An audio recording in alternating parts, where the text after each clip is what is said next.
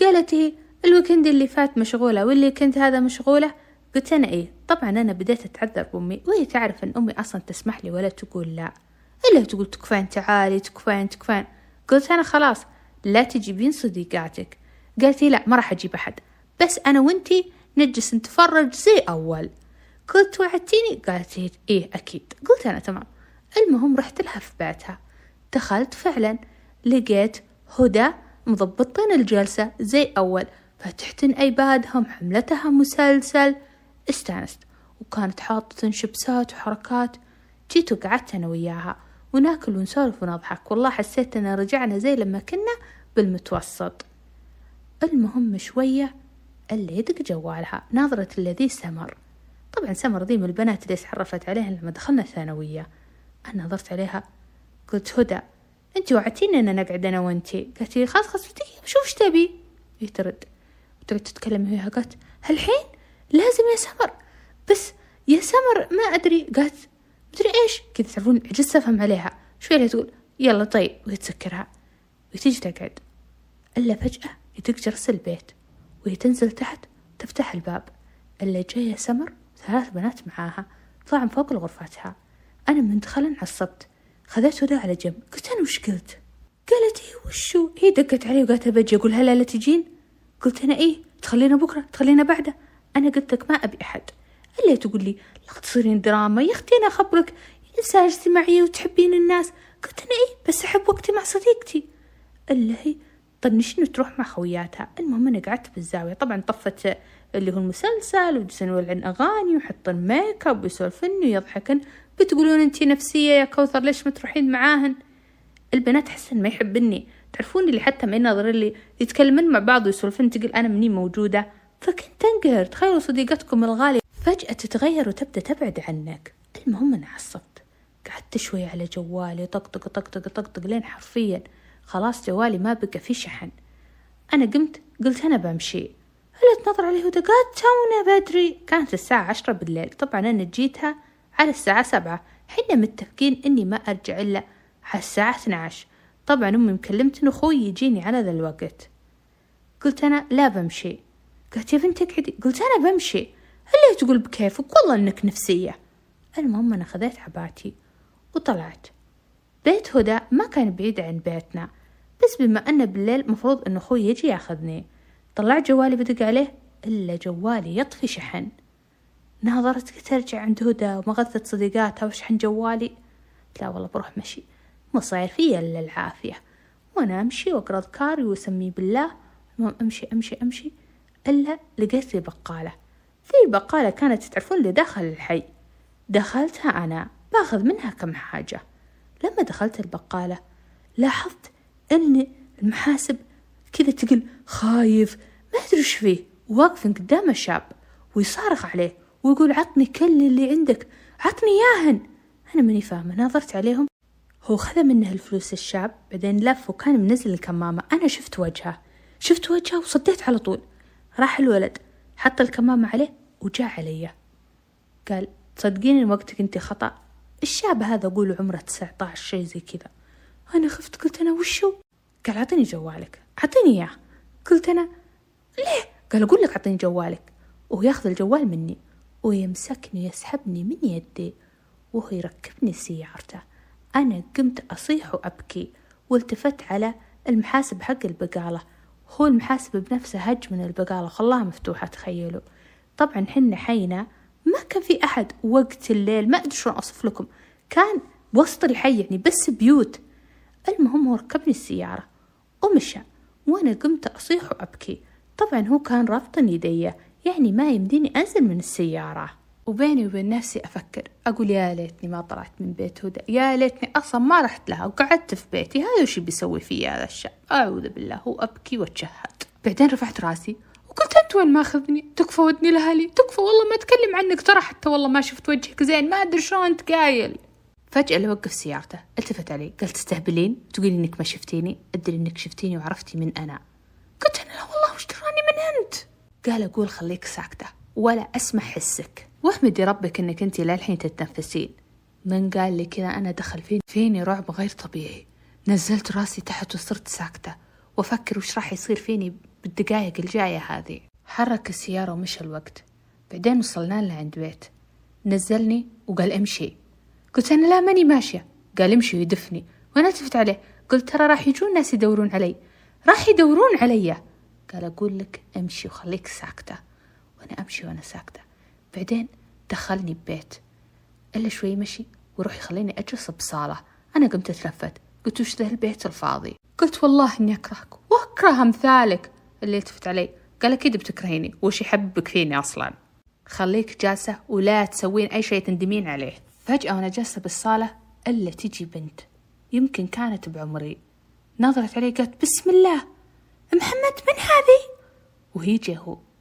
إلا الولد اللي أقولكم خطفني شال الكمامة اللي عليه وجاء وشفته كامل. تخيلوا كان لابسا سروال وفنيلة بيضة وناظر عليها. قال شوفي يا أمل، هذه بنت شافتني لما كنت بالبقالة قالت بسم الله علينا وكيف شافتك وين عقلك وليه يمك جايبها عندنا، حنا وش نبي فيها؟ والحين إذا جاء أبوي وش بيقول له شافها؟ قال يو صح نسيت، أمل خذيها معاك لغرفتك فوق.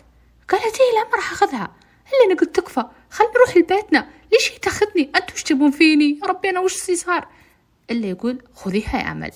المهم جت البنت أمل ومسكتني وطلعت فيها فوق الغرفة وفكت اللي على يدي. هل نظرت عليها اللي تقول شوفي لا تسوين أي شيء غلط، ترى أخوي تحت وفي أبوي وفي كم رجال، يعني انتبهي. قلت أنا طيب ليش أنتم مخليني؟ اللي تقول شوفي البسي هذا الفستان. طلعت لها فستان قلت البسي. قلت أنا ماني لابسته. قالت تلبسيه وتراك بتسوين نفسك صديقتي، إذا أنت ودك ترجعين لأهلك سالمة. لما قالت كذا قلت أنا طيب. خذيت الفستان ولبسته. كان فستان أزرق غامق ماسك على الجسم ومرة يجنن.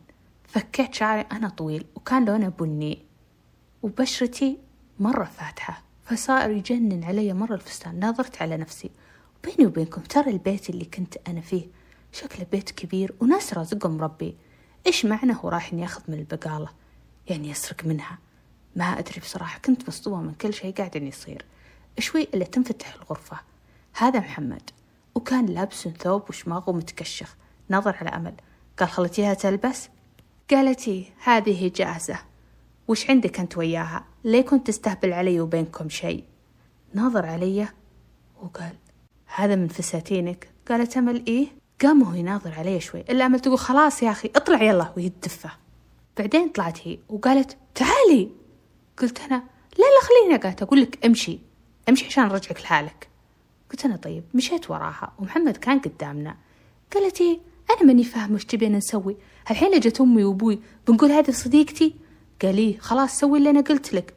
إلا تقول والله شيء غريب، ما أدري ليش أنت جايبها لبيتنا، ليكون بس خاقن عليها وتبي تتزوجها. أنا وقتها وقفت والله العظيم من قلبي قام يدق بسرعة. قلت بسم الله علينا. اللي هتلفت قالت أنت صمخة انزلي يلا معانا. أنا كان ودي إني أصقعهم وهج، بس أنا ما أدري وين هذا البيت، لو أهج بالشارع يلحقوني ويخلصون علي. فقلت بلعب لعبتهم يمكن ألقالي وقت وأقدر أهج فيه. لما جينا نازلين إلا هذه مرة كانت كبيرة نظرت علي قالت من هذه؟ إلا تتكلم أمل. قالت يما هذه صديقتي. قالت ما شاء الله يا بنتي صرتي تجيبين للبيت صديقاتك هذه أول مرة. إلا هي قالت ويمكن محمد يبي خطبها. من قالت كذا أنا وقفت. إلا هي تمسكني أمل وتجرني تقول انزلي. إلا تتكلم المرأة قالت يا بنتي يا أمل لا تقعدين تسحبين البنية، تراها ما هي لعبة وهذا اللي يخلي ما عندك صديقات. قالت أملي والله يما أحسن أصلا ما بي صديقات، وهي تروح تركض وتخليني واقفة وراحت هي وأمها. المهم أنا واقفة. اللي التفت محمد قال انزلي. قلت أنا وش أنزل له؟ خلاص أمل ما تبيني ولاني صديقاتها، يا أخي رجعني لبيتي أنا خاف يصير فيني شيء. قال ما عليك مو صاير فيك شيء وأنا موجود. قلت أنت اللي مش تبي فيني، ليش ما أخذني عندكم؟ والله باين إني ما راح أرجع لأهلي. قام ينادي على أمل يقول أمل وما ردت على محمد. شوي لمحمد يمسكني مع يدي ويسحبني ويطلعني برا البيت. قلت أنا إيش بتسوي؟ ترجعني لأهلي؟ تكفى رجعني. ويركبني السيارة ويمشي. أنا وقتها ما أدري له سوى كذا، وداني لعند أهله وبعدين راح فيني. أنا كنت خايفة مرة. مشى وقت طويل بعدين وصل المزرعة، كانت بعيدة مرة. أنا وقتها قمت أبكي. هو نزلني وقال خليك قاعدة هنا. قمت أصارخ وحالتي حالة، لكنه دخلني غرفة بالمزرعة وسكرها وراح. كانت هذه الغرفة ما فيها إلا سرير وثلاجة صغيرة. رحت نظرت على الثلاجة، فتحتها لقيت فيها موية، خذيتها وشربت، وبعدين قعدت وقمت أتلفت. قلت أنا شي بيصير فيني؟ مالي إلا أني حاول أطلع من ذا المكان. حاولت أفتح الباب، هزيته لكن الباب مو راضي ينفتح. تخيلوا أنه مر يوم كامل وأنا قعدتن بذا الغرفة. قلت شكله بيخليني لين تنتهي حياتي، خلاص مالي حل ثاني. قمت أدعي ربي أنه يفرج علي. شوية اللي ينفتح الباب، ذا محمد. من شفته قمصت من مكاني وقلت أنا تكفى، ترى تعبت، ماني متحملة اللي قاعد يصير. هو سكر الباب ودخل وقعد على السرير. أنا على طول وقفت، لكني عجزت أوقف لأني كنت حرفيا تعبانة ورايحة فيها. جيت بطيح لكني حاولت أوقف زين. بدون نظر علي قال من اللي تعبان، أنا ولا أنتي؟ قلت أنت تستهبل. قال أنا عندي عائلة غير طبيعية تعبتني. أنا قلت وش دخلني أنا طيب؟ قال اسمعي. أنا سكتت، قلت بسايرة لعل لما يقول لي سالفته أخليه يوديني بس. إلا ويبدأ يتكلم ويقول إن هلا ما يفهمونه ويخلونه يسوي أشياء هو ما يبي يسويها. بعدين سكت شوي، قال أنتي ما قلتي لي شو اسمك؟ قلت أنا نعم. قال قولي لي شو اسمك؟ قلت أنا اسمي يسرى. قال هو هذا أول خطأ أنت سويتيه. قلت أنا نعم. قال أدري إنه مو اسمك يسرى، لو إنك قلتي اسمك صدق كان مديني وديتك لهلك يا كوثر. قلت أنا تعرفني؟ قال أنا أعرفك وأعرف أبوك وأعرف عائلتك كلها، طلعتي زي أهلي، وعقابا لك راح تبقين هنا. قلت أنا لا تحبسني بهالغرفة تكفى. اللي هو يطلع ويسكر الباب علي. قمت أصارخ وأقول محمد افتح لي محمد، وأصرخ بأقوى قواتي، لكني عرفت أني بمزرعة بمكان مهجور ولا راح حد يجيني. قمت أصرخ أقوى وأقول تكفى، أنا آسفة. حاولت أن أناظر مع الشباك لكنه كان شباك مرة مرتفع. ركبت على السرير وقمت أحاول أني أناظر. شفت شوي إلا محمد كان بسيارته. قلت أنا محمد أنا آسفة. قال أقول انكتمي ما بأسمع صوتك. شغل سيارته وراح. بكيت لين نمت. بعدين فتحت عيوني لقيت الباب مفتوح، باب الغرفة مفتوح. تلفت يمين ويسار، قلت أنا بحلم ولا علم؟ هذه فرصتي النهج، لكن من افتحه لا يكون في أحد جين المزرعة، حرامي ولا شيء ما همني، لكن أبغى أروح أركض للحرية، لأني أفضل لي تنتهي حياتي وأنا حرة ولا أكون مسجونة. فتحت الباب ورحت أركض زي المهبولة. أتخيلوا أركض بذي المزرعة اللي كانت حرفيا بمكان غير معلوم، حتى أنها مهي قريبة من الشارع العام، والله أنها مقطعة. أركض بسرعة إلا شفت لي أنوار سيارة، قمت أشر عليها. بتقولوني المهبولة لا يكونون شباب ولا شيء ياخذونك، ما همني، أقول أي أحد يوصلني لأقرب مكان. شو أسوي إلا تقرب السيارة ويوقف راعيها. جيت أنا وقفت، قلت أنا تكفى أنا في واحد ماخذني وحبسني هنا بالمزرعة وقعد أشر عليها. إلا اللي نزل من السيارة وكان متلطم بشماغه، شال الشماغ. لما شفت وجهه رجعت على ورا، قلت يا ربي والله إنك كابوس. هذا محمد جاء علي ومسكني، قال لا والله تلقين الباب مفتوح تروحين تركضين، ليه تحسبيني بخليك تروحيني بذي السهولة؟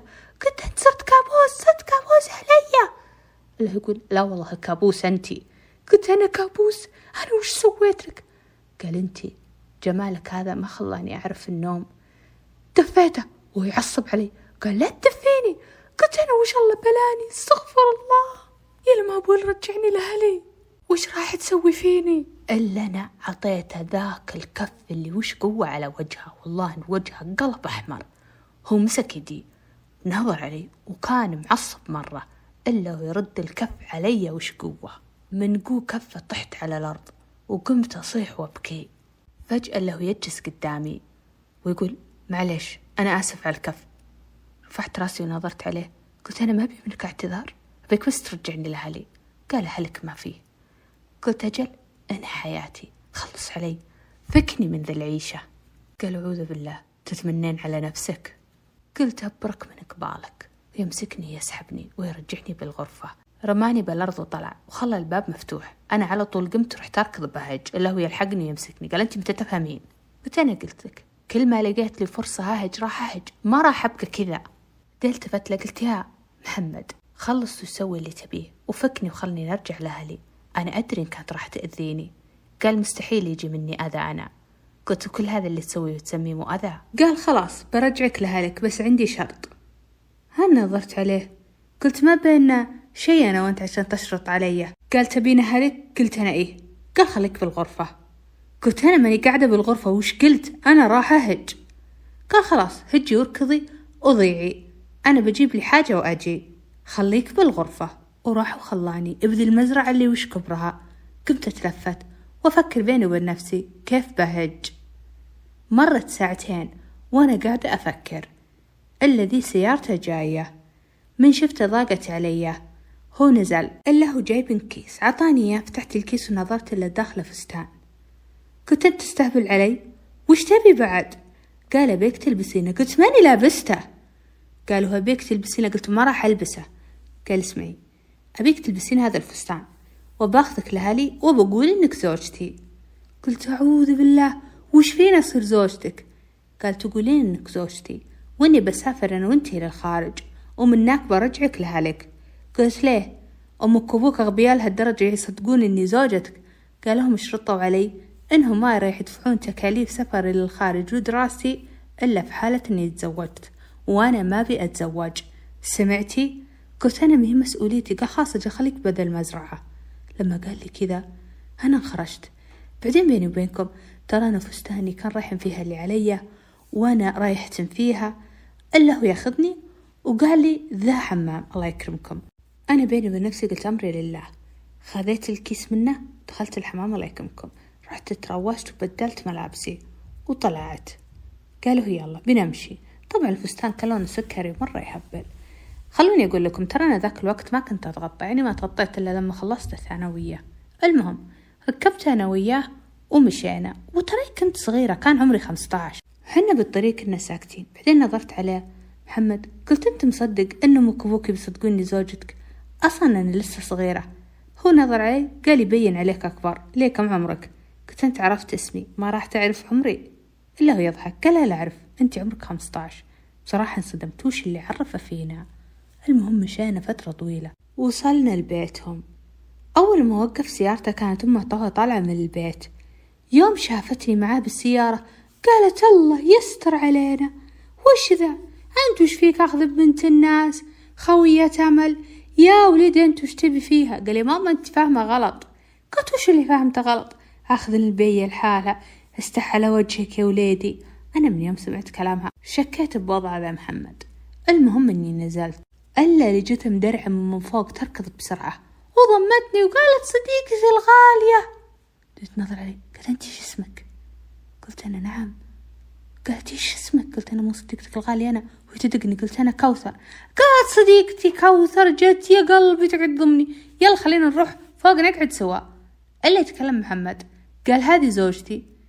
قالت قطيعة أنت متخلى صديقاتي حتى هذه بتتزوجها. إلا قرب محمد قال ترك صدقتي عمرك عطيتك دور ومسكتيه. قالت إيه سبحان الله جاي بن زوجته ويقعد يتحجج. قال أقول خليك ساكتة لا تفشلين عند أمي وأبوي. المهم سكتت هي. دخلت أنا وشفت أبوه. من شفت أبوه خفت خوف مو طبيعي. رجال وش كبره. أنا من بعيد وأنا واقفة سلمت. قعدت على الكنبة قدامهم. قال محمد هذه زوجتي كوثر. قالهم ما شاء الله منها انتي بنته نبي نتعرف على أهلك. أنا خفت قلت الحين محمد يتكلم على أهلي ولو هم كلموا أهلي تبي تصير مصيبة، يبي يقولون إني هاجت مع خويي. إلا محمد يتكلم قال ما في داعي انكم تعرفون أهلها، انتوا قلتولي تبوني أتزوج قبل إني أسافر للخارج، مو هذا اللي انتوا طلبتوه مني؟ قالهم لا. قال خلاص هذا أنا تزوجتها. قال أبوه رحلتك إن شاء الله بكرة يا ولدي والليلة إن شاء الله بتقضونها هنا. من قال كذا أبوه أنا قلبي جاب يطيح. قلت وشو؟ قال محمد أكيد يبا نقعد هنا وإن شاء الله بكرة أنا بمشي. قال خير إن شاء الله. قام محمد وأنا قمت وراه. قلت أنت إيش قاعد تقول؟ تبي نقعد هنا؟ أنا برجع لأهلي. وين أقضي الليلة؟ أنت سفيه والله لفحك عند أهلك الحين. قال أقول اسكتي وامشي معي. طلعت فوق أنا وياه وأنا خايفة. بعدين أشر على الغرفة ذيك. قلت أنا هذه اللي رحت لها ذاك اليوم. غرفة أمل. قال لي خليك فيها. رحت أنا غرفة أمل، دخلت ورايا أمل، قالت بسم الله علينا وش دخلك غرفتي، انقلعي عند زوجك. دخل محمد وراها، قال يا بنت خليها تنام عندك الليلة. قالت أنا شبي بزوجتك تنام عندي، خلها عندك أنت. إلا هو يقول لا، هي لا الحين صغيرة وتستحي، خليها عندك وإن شاء الله إذا رحت أنا وياها برا تتعود علي. والله العظيم ما أدري أن أضحك ولا أبكي. المهم راح محمد وقعدت ذي أمل بس تتكلم وتوريني أغراضها ومجوهراتها وأيباداتها وجوالاتها، ما شاء الله تبارك الله. والله إني مستغربة كيف محمد كان بذيك البقالة بيسرق منها، وش قاعد يصير بالعالم. المهم إني قعدت وذيك الليلة حرفيا ما نمت. كنت أفكر أقول يا ليت جوالي معاي، أناظر على جوال أمل ودي أخذه ودق على أهلي بس ما أعرف الرمز. حتى لما قلت لها أعطيني جوالك هي رفضت، قالت أنتي بتشوفين خصوصياتي. المهم إني ما نمت، تعرفون اللي بس من سدحة أنام أصحى. المهم جاء الصباح وقمت بدري، طلعت من الغرفة إلا اللي كان قدامي ذا محمد. طبعا كنت لابست بيجامة معطيتنيها أمل. قال صحيتي؟ قلت أصلا ما جاء عيني النوم. إلا محمد يقول زيي، أنا من يوم شفتك يا كوثر ما عرفت النوم.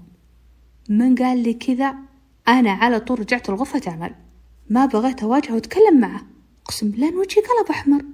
هتخلوني أقول لكم ترى محمد هذا كان مرة مزيون، أهل عليهم جمال ما بحياتي شفته.